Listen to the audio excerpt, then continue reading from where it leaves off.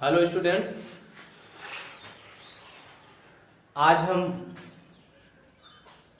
Class 12 biology के दूसरे chapter जिसका नाम है पुष्पीय पौधों में लैंगिक जनन,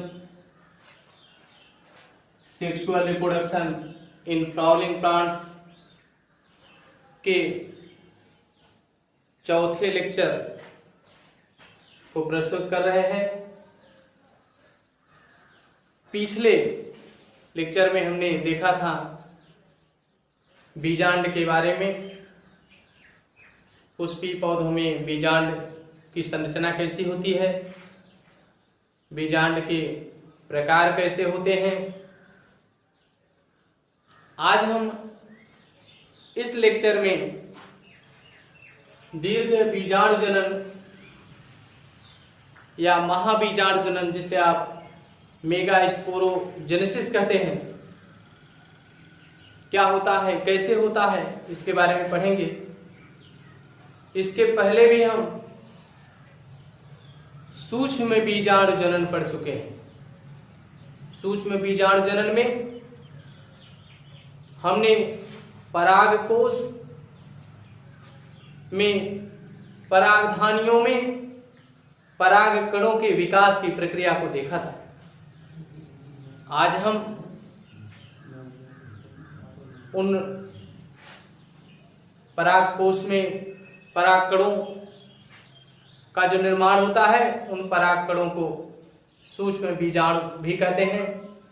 यहाँ पर हम दीर्घ बीजाणु या महाबीजाणु के निर्माण की प्रक्रिया को पढ़ेंगे। तो ये कहाँ बनते हैं, कैसे बनते हैं, इस प्रक्रिया को भी समझेंगे। तो अगर हम ओके सर ओके दीर्घ बीजाणु जनन की प्रक्रिया को परिभाषित करें तो आप कह सकते हैं दीर्घ बीजाणु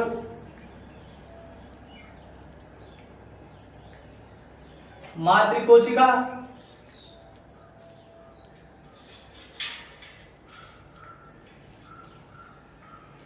जिसे आप मेगास्पोर मदर सेल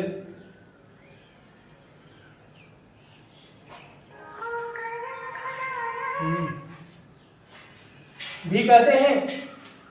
इस दीर्घ बीजाणु मात्र कोशिका मेगास्पोर मदर सेल से दीर्घ बीजाणु या आप इसे महाबीजाणु भी कहें,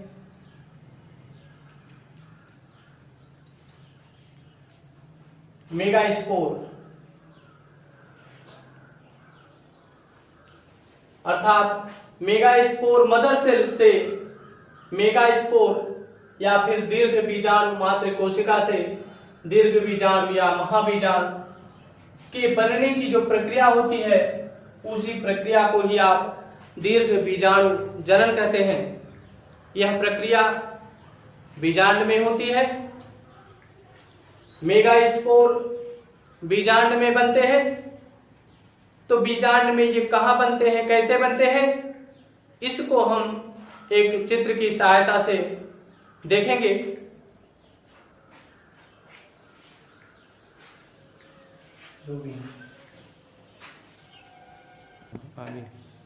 अन है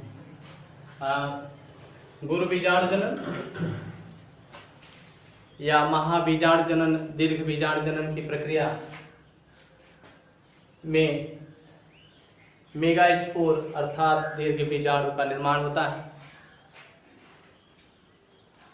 एक बीजांड की संरचना आपके बोर्ड पर बनी हुई है। इसकी संरचना पहले भी आप देख चुके हैं। संरचना में सबसे बाहर की ओर एपिडर्मिस की परत होती है। एपिडर्मिस के भीतर हाइपोडर्मिस की परत होती है।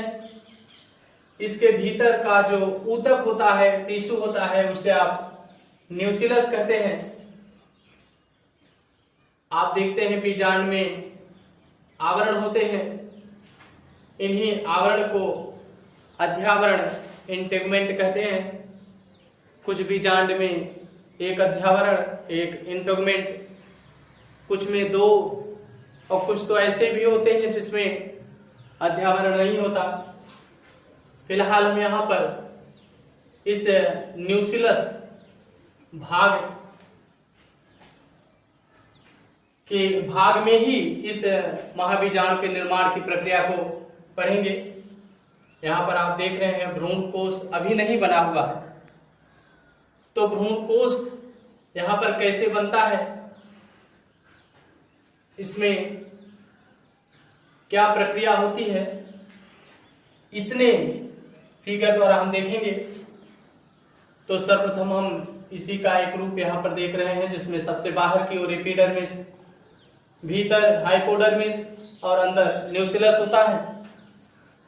इसी न्यूक्लियस में इस हाइपोडर्मिस परत की कोई एक कोशिका शेष कोशिकाओं से भिन्न होकर आकार में बड़ी हो जाती है, भिन्न हो जाती है। इसे आप प्राइमरी आर्कीस्पोरियल सेल कहते हैं। यह प्राइमरी आर्कीस्पोरियल सेल विभाजन करती है, अनुप्रस्थ विभाजन करती है, परिणत विभाजन करती है। इस विभाजन के फलस्वरूप 2 कोशिकाओं का निर्माण होता है। जो बाहर की ओर कोशिका होती है उसे हम पेरिएटल सेल, और जो भीतर की ओर कोशिका होती है, जो भीतर की ओर कोशिका होती है उसे हम स्पोरोजिनस सेल कहते हैं। पेरिएटल सेल 1 या 2 विभाजन के पश्चात विभाजन करना बंद कर देती है, अर्थात इसकी वृद्धि रुक जाती है। परंतु स्पोरोजिनस सेल में विभाजन तो नहीं होता, लेकिन यह आकार में वृद्धि करती है, और वृद्धि करके अर्थात ये सेल नष्ट हो जाती है। ये वृद्धि करके मेगास्पोर मदर सेल, महाबीजाणु मातृकोशिका का निर्माण करती है। ये मेगास्पोर मदर सेल में विभाजन होता है। कैसा विभाजन होता है? मियोसिस होती है, अर्धसूत्री विभाजन होता है। अर्धसूत्री विभाजन के फलस्वरूप 4 अगुणित हैप्लॉइड या N कोशिकाओं का निर्माण होता है। इन्हीं कोशिकाओं को आप मेगास्पोर सेल, महाबीजाणु कोशिका या दीर्घ बीजाणु कहते हैं, महाबीजाणु कहते हैं। इस मेगास्पोर में से 3 कोशिकाएं 1, 2, 3, ये कोशिकाएं धीरे धीरे नष्ट हो जाती हैं।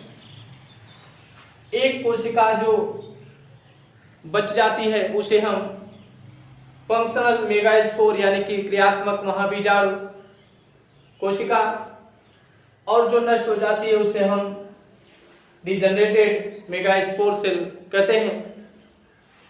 ये फंक्शनल मेगास्पोर में कुछ परिवर्तन होते हैं, और परिवर्तन के फलस्वरूप मादा युग्मकोद्भिद और मादा युग्मक का निर्माण होता है। इस प्रक्रिया को भी हम चित्र के द्वारा ही समझेंगे। रुकी जी।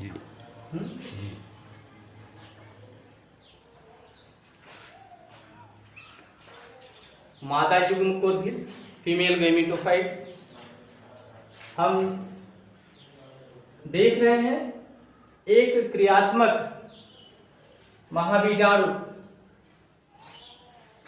बीजांड के अंदर, जैसा कि चित्र में हम देख रहे थे, इस तरह प्रारंभिक अवस्था में एक फंक्शनल मेगास्पोर सेल बनता है, जिसमें सर्वप्रथम इसका केंद्रक दो भागों में बट जाता है और दोनों केंद्रक दोनों ध्रुवों पर चले जाते हैं, अर्थात एक केंद्रक ऊपर और दूसरा नीचे। इसके पश्चात ये दोनों केंद्रक पुनः विभाजन करके दो दो केंद्रक बना लेते हैं। उसके पश्चात ये दोनों केंद्रक विभाजन द्वारा चार चार केंद्रकों का निर्माण करते हैं। ऊपर से एक केंद्रक और नीचे से एक केंद्रक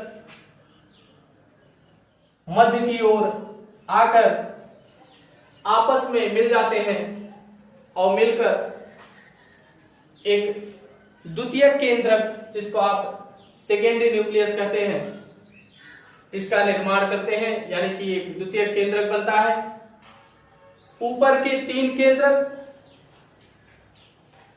प्रत्येक केंद्रक थोड़ा थोड़ा जीवद्रव्य लेकर के तीन कोशिकाएं बनाता है।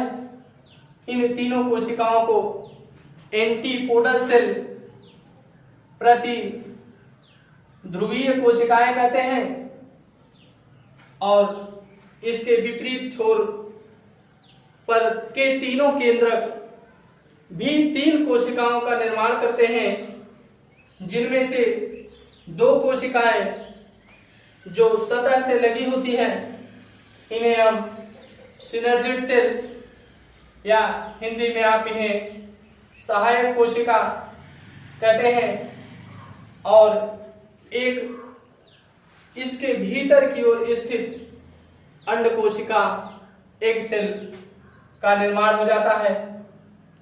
इस तरह से ये अंड कोशिका और सिनर्जिड सेल मिलकर के अंड उपकरण,